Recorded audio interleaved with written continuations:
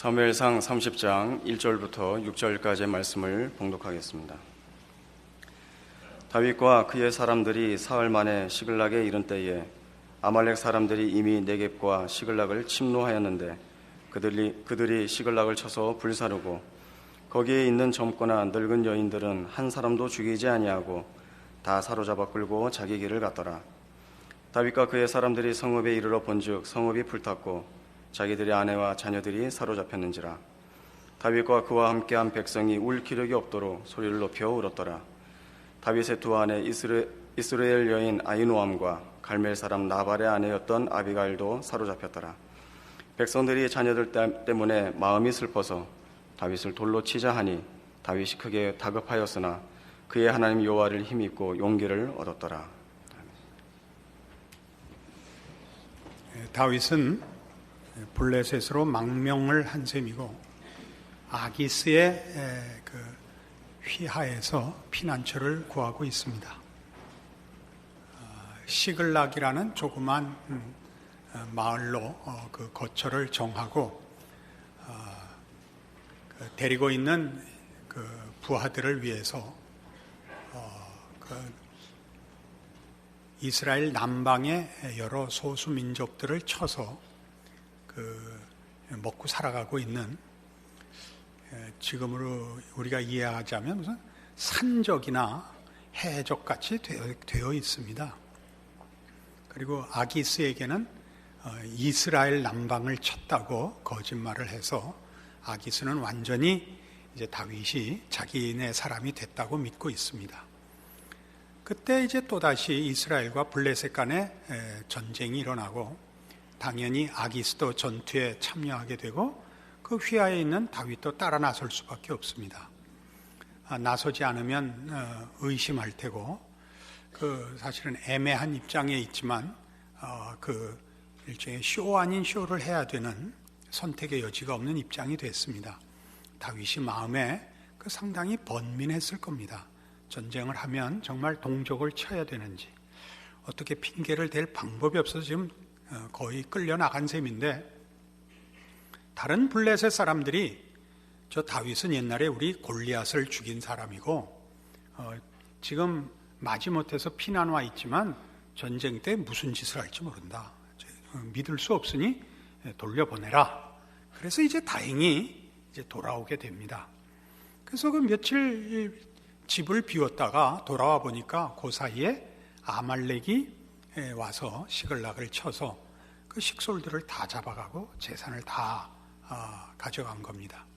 그래서 오늘 본문에 보는 바와 같이 4절에 다윗과 그와 함께한 백성이 울 기력이 없도록 소리를 높여 울었더라, 이렇게 되어 있습니다. 사무엘상에서 가장 중요한 사건이 두 개가 있는데, 하나는 사울이 운 거고 24장에서 다윗이 사울을 죽일 수 있었으나 죽이지 않고 자신의 결백함과 사울을 향하여 아무런 그 적개심을 갖고 있지 않은 것을 설명할 때 사울이 부끄러움에 우는 사건이 있습니다. 그때 사울의 울음은 그 하나님이 통치하시거나 하나님이 다스리지 않는 인간이 스스로 자기의 힘으로 사는 존재로서의 한계에 관한 상징입니다. 다윗과 사울이 뭐가 다르냐 그러면 개인의 차별은 없습니다. 누구는 신앙을 가졌다, 누구는 신앙을 가지지 않았다를 비교하는데 사무엘상의 목적이 있지 않고, 하나님의 은혜 아래 있는 자와, 즉 하나님이 통치할 때의 인간과 하나님의 통치 없는 인간이 자기를 다스리는 그 조건 속에서의 인간의 모습을 대조하고 있는 것입니다. 그때 사울이 인간이 인간을 다스릴 때, 자기가 자기의 주인이 되었을 때 아무리 큰 욕심과 소원과 또는 꿈을 가졌을지라도 결국 이룰 수 있는 것이 아무것도 없는 것을 보여준 것이 사울의 통곡입니다. 그는 왕답지도 못했고, 그는 물론 신앙인이지도 못했으며, 그는 한 인간적 존재로서도 실패한 자신의 모습에 대하여 통곡을 했습니다. 그러면 우리가 생각할 때 다윗은 하나님의 통치 아래 있고 은혜 아래 있으며 사울은 자신의 통치와 자신의 주권 속에 있어서 실패했다면 다윗의 생애는 만사형통했을 거라고 지레짐작을 합니다. 더 쉽게는 이 두 사람의 성공과 실패를 결론을 알고 있으니까 사울에게서 실패의 원인을 뽑고 또 다윗에게서 성공의 원인들을 이렇게 뽑아내는 것이 우리 보통 인간들이 만들어내는 이해입니다. 그러나 성경은 전혀 그럴 의도가 없습니다. 더 놀라운 것은 다윗이 하나님의 통치 아래 있지만 그가 만사형통하지 않다는 사실입니다. 그도 웁니다. 다윗은 왜 울었을까요? 다윗의 눈물도 사울과 조금도 다를 것이 없습니다.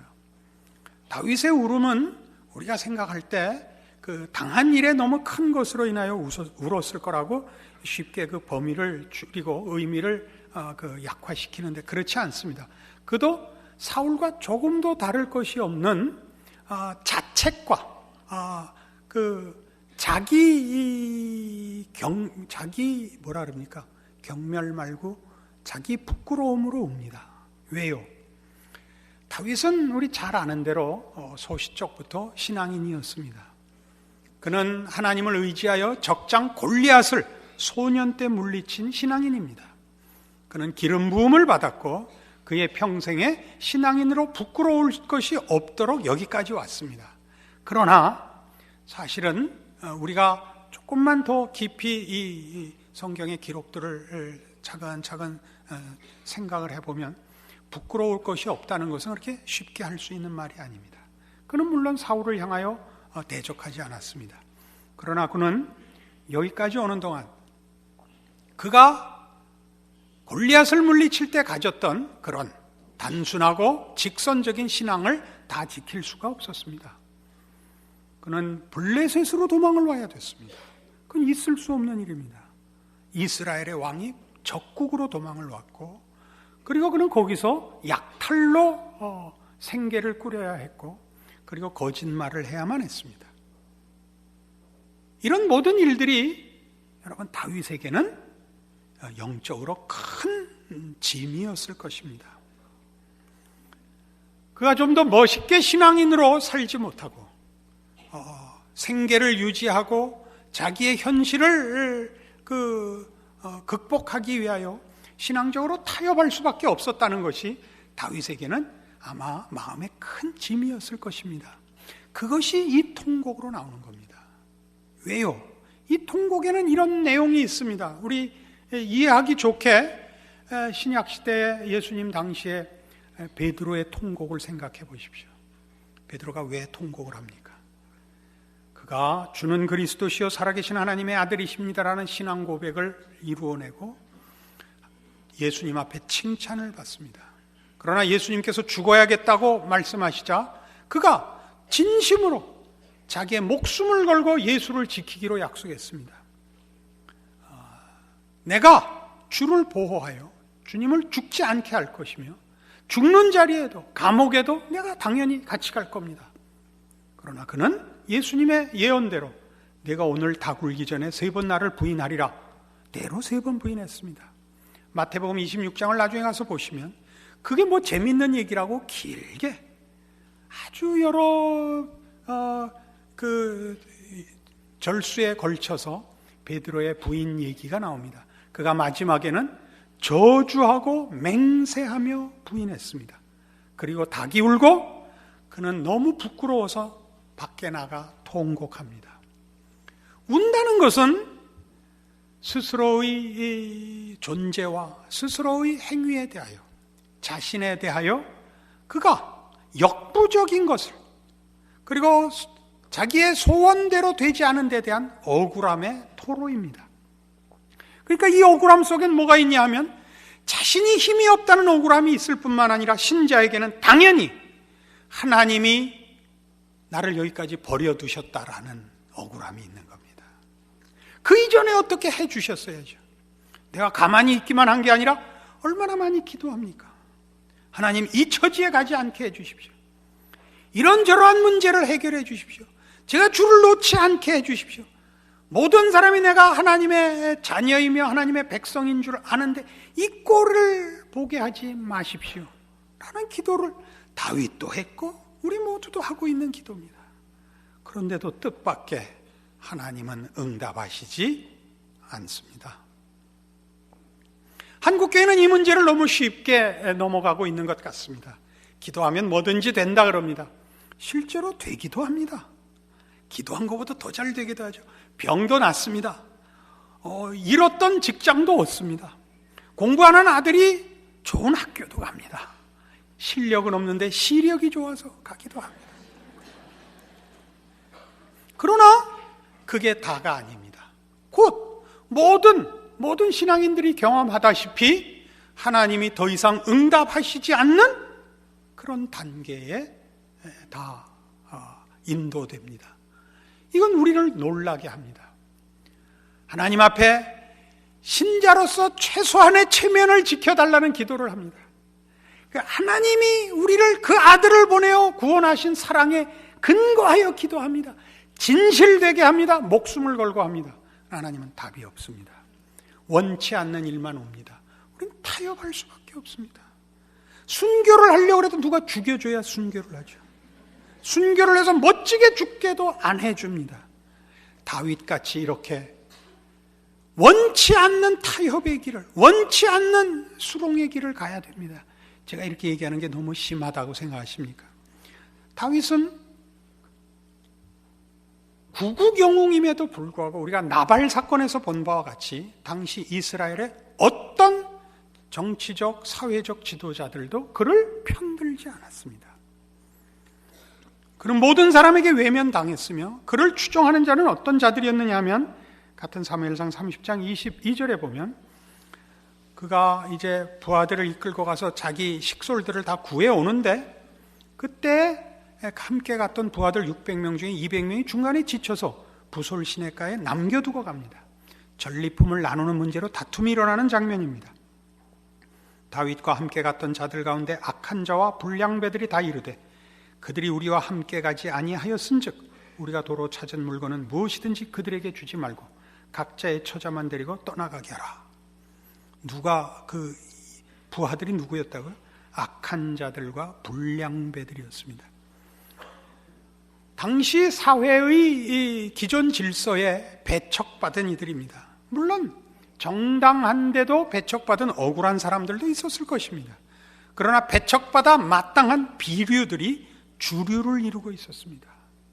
다윗을 쫓는 이들은 신앙적으로, 사회적으로 어떤 차원에서도 그 가치가 있거나 희망이 있는 부류가 아니었습니다. 다윗은 곤고했습니다.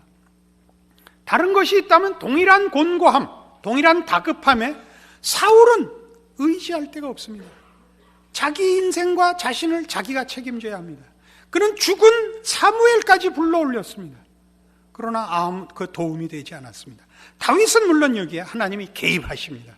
그러나 우리의 핵심은, 오늘 본문의 핵심은 곤고한 때 하나님이 개입하여 어떻게 전세를 역전시켰느냐에 있는 것이 아니라 다윗이 이 통곡의 자리에까지 갔다는 사실입니다. 그러니까 모든 신앙인들의 신앙생활의 현실은 하나님이 누구신가를 깨우치는 직접적인 방법과 단순한 방법이 물론 있지만 그 다음 과정에는 예외 없이 하나님의 부재를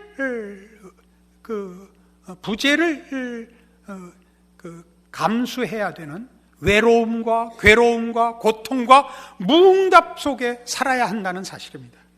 왜 이런 일이 있느냐 하는 것이 오늘 다윗의 생애를 놓고 우리가 확인해야 할 성경의 가르침이요, 그 하나님의 부재가 갖는 의미의 중요성입니다.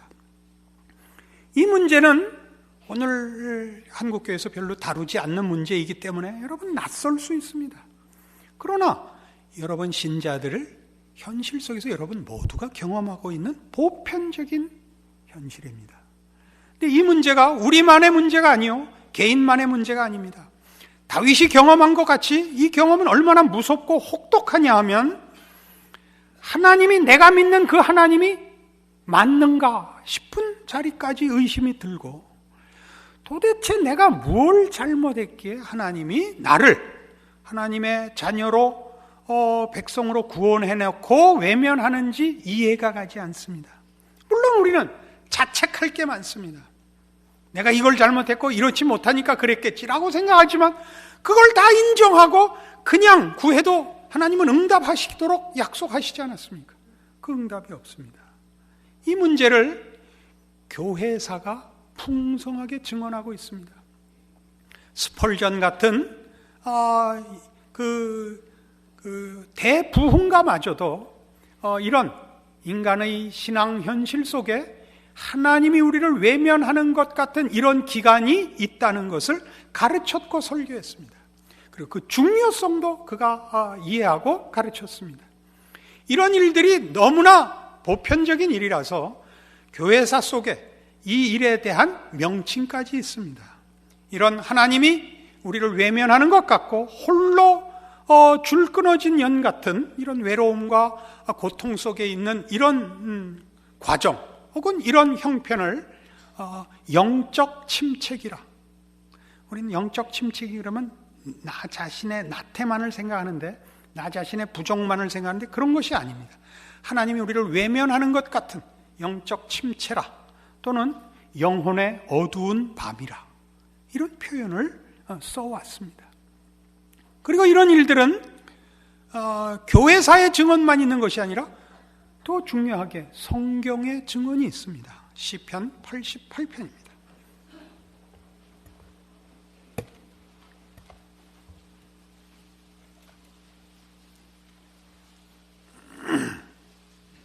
구약 성경 866페이지 시편 88편입니다. 1절,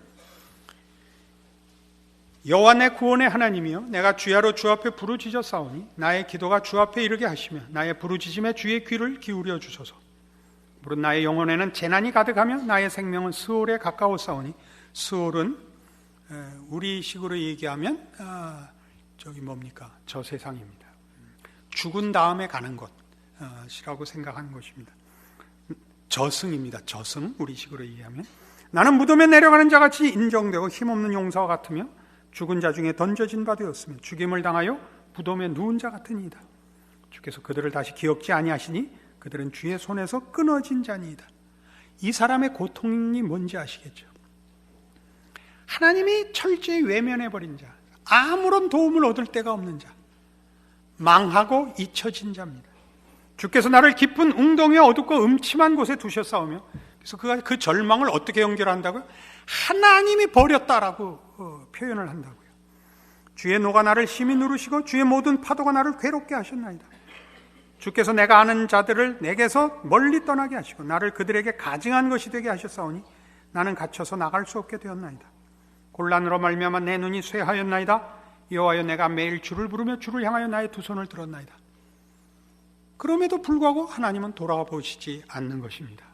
10절에서 13절은 10절에서 12절은 아주 중요한 반어적 표현입니다. 생각했었는데 3부 예배 때도 분명하게 얘기했는데 그 수사법을 깜빡했습니다. 하여튼 보세요. 주께서 죽은 자에게 기이한 일을 보이시겠나이까? 유령들이 일어나 주를 찬송하리까? 이게 뭐예요? 난 다 죽어버렸습니다. 이제 찾아와도 늦었습니다. 배 떠났습니다. 버스 떠났습니다. 그렇게 아주 악을 쓰는 겁니다. 이젠 늦었습니다. 주의 인자하심을 무덤에서, 주의 성실하심을 멸망 중에서 선포할 수도 있습니까? 벌써 오셨어야죠. 벌써 응답하셨어야죠. 이제 어떡하잔 말입니까? 이런 뉘앙스입니다. 흑암 중에서 주의 기적과 이짐의 땅에서 주의 공의를 알 수 있으리까? 여호와여, 오직 내가 주께 부르짖었사오니 아침에 나의 기도가 주의 앞에 이르리이다. 그런데 여호와여, 어찌하여 나의 영혼을 버리시며 어찌하여 주의 얼굴을 내게서 숨기시나이까? 내가 어릴 적부터 고난을 당하여 죽게 되었사오며 주께서 두렵게 하실 때에 당황하였나이다. 주의 진노가 내게 넘치고 주의 두려움이 나를 끊었나이다. 이런 일이 물같이 종일 나를 애우며 함께 나를 둘러쌌나이다. 주는 내게서 사랑하는 자와 친구를 멀리 떠나게 하시며 내가 아는 자를 흑암에 두셨나이다. 그리고 중요한 끝. 이 끝이 뭔지. 원래 시편은 하나님을 찬송하는 기도거나 노래거나 시입니다. 이 시편들은 대부분 이런 공통된 구조를 가집니다. 내가 환난 중에 낙담하였습니다. 나는 이제 죽게 됐구나 생각했습니다. 그러나 내가 하나님을 찾았더니 하나님이 응답하셨습니다. 할렐루야. 이게 시편입니다. 그러고 나서 끝. 그래야죠. 이 시편은 어떻게 됐다고요? 하나님, 난 망했습니다. 난 이제 끝장입니다. 난 이제 하나님 나를 버리셔갖고 내가 끝장이 된 마당에 내가 뭐라 그러겠습니까? 이제는요, 찾아와도 늦었습니다. 끝. 이런 시가 시편에 들어있는 이유가 뭐냐 이겁니다. 이 사람이 결론을 갖고 있다는 뜻이죠. 이 과정 끝에 이걸로 끝나지 않은 결과가 있는 거죠. 결국은 하나님이 돌아보셨다. 결국은 하나님이 승리를 주셨다겠죠. 근데 그걸 왜 여기 붙이지 않았을까요? 왜 안 붙였을까요? 우리가 신앙의 실제적인 현실에서 이 영혼의 침체기와 영혼의 깊은 밤을 보낼 때 느낌은 하나님이 처음부터 나를 알지 못한 것 같고 영원히 다시 보지 않을 것 같이 우리를 인도하시더라는 걸 분명히 하려고 이 뒷부분을 생략하고 있는 셈입니다. 왜 그럴까요? 우리의 관심은 이겁니다. 왜 그럴까요? 시편 22편에 가면 이런 식의 시가 뜻밖의 여러 군데 있습니다. 시편 22편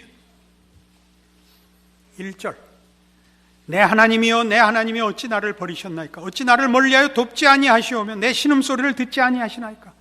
내 하나님이여 내가 낮에도 부르짖고 밤에도 잠잠하지 아니하나 응답하지 아니하시나이다. 이스라엘의 찬송 중에 계시는 주여 주는 거룩하시니이다. 우리 조상들이 주께 의뢰하고 의뢰하였으므로 그들을 건지셨나이다. 그들이 주께 부르짖어 구원을 얻고 주께 의뢰하여 수치를 당하지 아니하였나이다. 하나님은 원래 이런 분입니다. 내가 알고 있는 하나님은. 그런데 나는 본래요 사람이 아니라 사람의 비방거리요 백성의 조롱거리니이다. 나를 보는 자는 다 나를 비웃으며 입술을 비축거리고 머리를 흔들며 말하되 그가 여호와께 의탁하니 구원하실 걸 그를 기뻐하시니 건지실 걸 하나이다. 그 뭐예요? 내가 아는 하나님은 기도하면 응답하는 하나님이요 그의 백성을 잊지 않는 하나님이요 조상 대대로 그 증언을 가진 하나님이신데 나는 이게 뭡니까? 내 기도에는 왜 응답하시지 않습니까? 왜 나는 돌아보시지 않습니까? 나는 완전히 나 스스로도 낙담하고 있을 뿐만 아니라 주변 모두가 쟤는 하나님이 버린 자식이야 라고 경멸하며 능욕하되 답할 말이 없습니다 라고 고백하고 있습니다. 이것이 신앙의 현실입니다. 마땅히 지나가야 할 성경이 설명하는 필요한 과정이라는 사실입니다. 왜 그렇게 할까요? 왜? 마틴 루터는 우리가 아는 마틴 루터는 무슨 이렇게 나중에 얼마나 신앙이 좋은지 그 시신을 기증해서 죽은 다음에 가슴을 열어봤더니 장기는 하나도 없고 십자가만 있어가지고 아무짝에도 못 썼다. 그런 사람 아닙니까? 그렇죠? 그러나 루터는 이렇게 고백하고 있습니다. 너무 자주 겪었던 영적 침체와 고통의 심연 때문에 고통의 심연을 경험했기 때문에 비로소 십자가의 더 깊은 내용을 다 알 수 있었다라고 고백합니다.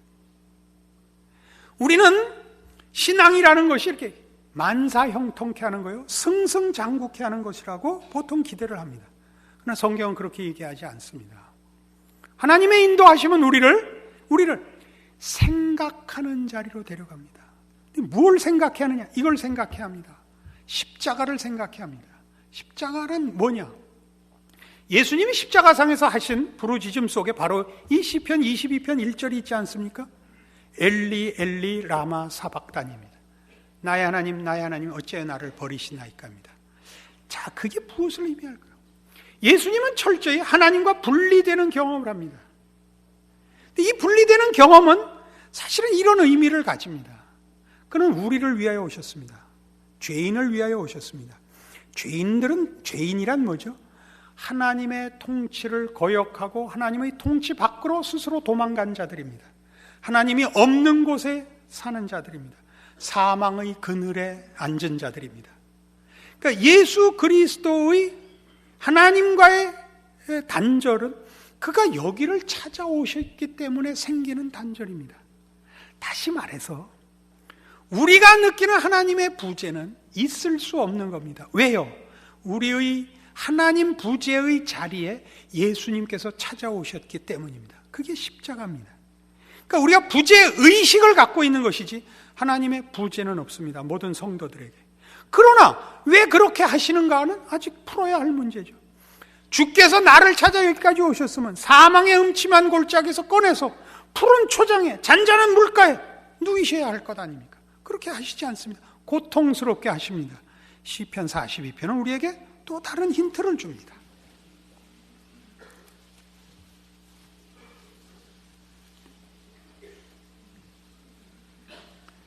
시편 42편 1절입니다. 하나님이여 사슴이 시냇물을 찾기에 갈급함같이 내 영혼이 주를 찾기에 갈급하니이다. 내 영혼이 하나님 곧 살아계시는 하나님을 갈망하나니 내가 어느 때에 나가서 하나님의 얼굴을 배울까? 사람들이 종일 내게 하는 말이 내 하나님이 어디 있느냐 하오니 내 눈물이 주야로 내 음식이 되었도다.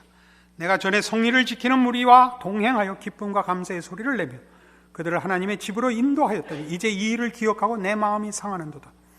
내 영혼아 네가 어찌하여 낙심하며 어찌하여 내 속에서 불안해하는가? 너는 하나님께 소망을 두라. 그가 나타나 도우심으로 말미암아 내가 여전히 찬송하리로다. 이 시는 하나님을 향한 갈급함을 호소하고 있습니다. 하나님을 찾고 있습니다.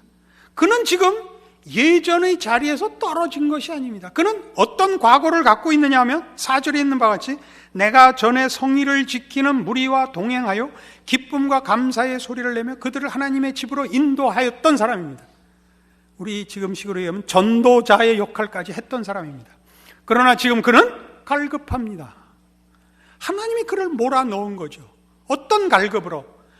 하나님이 주시는 기쁨, 하나님이 주시는 결과가 아니라 하나님을 목적하는 갈급함으로 인도되고 있습니다.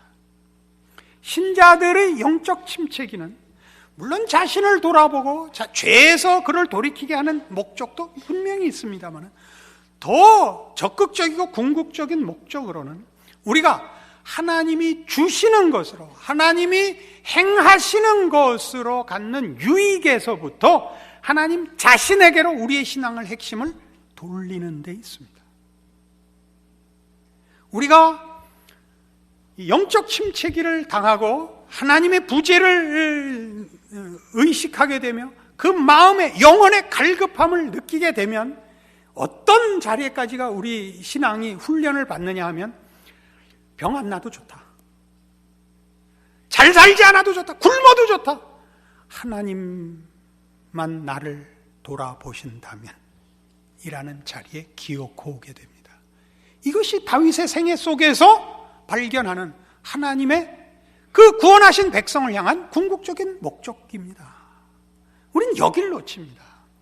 하나님은 우리에게서 요구하는 것도 내 아들아 내 마음을 달라입니다. 우리가 하나님을 사랑하기를 바라고 우리를 사랑하시지 우리가 쓸모있기를 바라지 않습니다. 그러니까 이건 제 표현입니다만 이 나라를 주십시오, 그런 거 하지 마시고 하나님과의 관계에서 신앙이 갖는 궁극적인 목적, 하나님은 나를 사랑하사 다른 윤리성과 유용성을 뛰어넘는 인격적 관계의 최고의 핵심인 사랑과 믿음의 대상으로서 요구하고 계시는 겁니다. 그것을 어디서 배우느냐? 이런 미제 물건 얻어먹는 거 끝나는 자리에서 배우는 겁니다. 아시겠어요? 하나님으로 인하여 얻어지는 현실적인 보상들을 벗어나야 되는 겁니다. 그러려면 어떻게 해야 되느냐? 우리를 몰아넣어서 인간의 진실한 최종적인 가치가 뭐냐? 라는 자리까지 몰려가야 됩니다. 거길 가야 비로소 인간이란, 신앙이란 이거 하나면 돼 라는 자리에 가야 비로소 하나님 당신을 원합니다 라는 자리에 가게 되는 것입니다.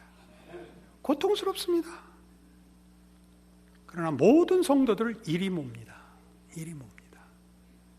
그리고 그 길은 정당한 신앙의 인도함을 받는 길입니다. 두려워하지 마십시오. 의심하지 마십시오. 여러분은 더 깊이 하나님을 아는 것과 하나님께서 여러분을 더 깊이 찾아오고 계시다는 사실을 놓치지 마십시오. 그리고 그 인도함의 끝을 여러분 생애에 맛보실 것을 제가 보증합니다.